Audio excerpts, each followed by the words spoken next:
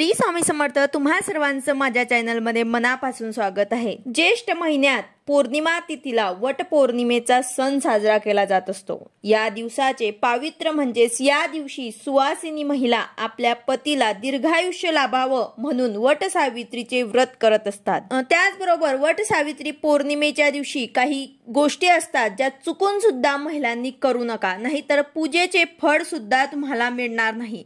तर त्या चुका काय आहे, आपल्याला चुकून सुद्धा अशा काही गोष्टी सुद्धा आपल्याकडनं घडत असतात जे आपल्याला माहिती नसते, चुकून आपल्याकडनं घडून जातात। तर त्या गोष्टींकडे आपल्याला लक्ष द्यायचं आहे। तर याबद्दलची संपूर्ण माहिती मी तुम्हाला आजच्या व्हिडिओमध्ये सांगणार आहे। व्हिडिओ पूर्ण बघा जेणेकरून तुम्हाला संपूर्ण माहिती मिळेल।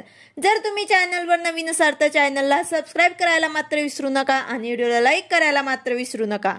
तर बघा, वट पौर्णिमेचा सण जो असतो तो अतिशय महत्त्वाचा असतो। सुवासिनी महिला या दिवशी आपल्या पतीच्या दीर्घायुष्यासाठी हा व्रत करत असतात। वडाच्या झाडाची पूजा करून प्रदक्षिणा करत असतात। तर या दिवशी आपल्याला काही चुका ज्या आहेत ते करायच्या नाही। यामध्ये सर्वात पहिली आणि महत्त्वाची गोष्ट म्हणजे ज्या महिलांना घराबाहेर जाऊन वडाच्या झाडाची पूजा करणे शक्य होत नाही, त्या महिला काय करतात की वडाची एखादी छोटीशी फांदी घरी घेऊन येतात। तर शास्त्रामध्ये वडाच्या झाडाला पवित्र मानले गेले आहे। पृथ्वीवर सर्वात जास्त काळ टिकणारे झाड म्हणजेच हा वटवृक्ष आहे। त्यामुळे वटपौर्णिमेच्या दिवशी आपण या दिवशी या झाडाची फांदी न तोडता बाहेर जाऊन जिथे पण वडाचं झाड असेल तिथे जाऊन त्यांची विधिवत पूजा अर्चना करायची आहे।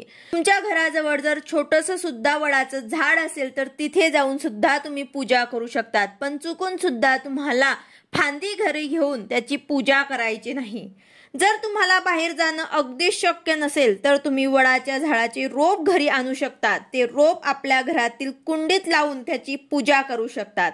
पूजा झाल्यावर तुम्हाला ते रोपटं घरात किंवा घराजवळ एखाद्या जागेवर ते तुम्हाला तिथे लावून द्यायचं आहे। योग्य जागेत त्या रोपाचे पुनर्रोपण तुम्हाला करून द्यायचं आहे।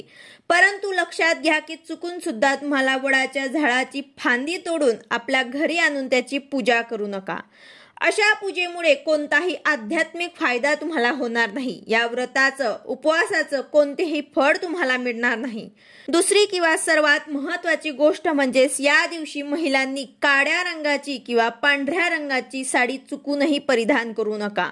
याचबरोबर पांढऱ्या रंगाच्या बांगड्या किंवा काळ्या रंगाच्या बांगड्या सुद्धा या दिवशी महिलांनी वापरू नका। याऐवजी तुम्ही लाल, पिवळ्या, गुलाबी किंवा मग हिरव्या रंगाच्या साड्या नेसू शकतात। त्याचबरोबर लाल किंवा हिरव्या रंगाच्या काचेच्या बांगड्या तुम्ही घालू शकता। त्याऐवजी तुम्हाला फायबरच्या किंवा मग प्लास्टिकच्या बांगड्या सुद्धा घालायच्या नाही, काचेच्याच बांगड्या तुम्हाला या दिवशी घालायच्या आहे। त्याचबरोबर या दिवशी कोणत्याही प्रकारचे वाईट विचार मनात यायला नकोत किंवा एखाद्या व्यक्तीचं वाईट व्हावं अशी भावना सुद्धा आपल्या मनात यायला नको। परंतु खास करून या दिवशी आपण कुणालाही अपशब्द बोलायचे नाही, कुणाची निंदा करायची नाही, घरातील तसेच शेजारील वडीलधाऱ्यांचा अपमान देखील करायचा नाही, त्यांचा अनादर सुद्धा करायचा नाही। महिलांबरोबर घरातील पुरुषांनी सुद्धा या दिवशी विशेष काळजी घ्यायची असते। जसे की महिलांना या दिवशी अपशब्द बोलू नका, त्यांचा अपमान करू नका।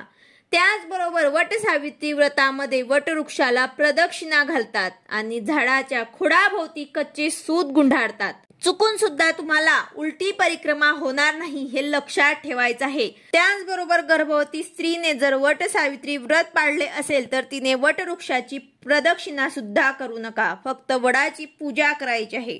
यानंतर वट सावित्री व्रत कथा वाचल्याशिवाय किंवा ऐकल्याशिवाय अपूर्ण मानली जाते, म्हणून तुम्हाला वट सावित्री व्रत कथा सुद्धा वाचायची आहे किंवा मग ऐकायची आहे। कथा वाचताना किंवा ऐकताना अर्धवट राहू देऊ नका, पूर्ण करायचीच आहे।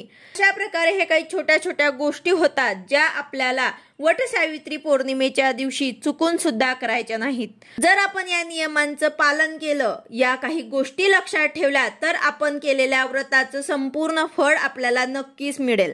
आपल्या घरात सुख समृद्धी आणि शांतता नांदेल।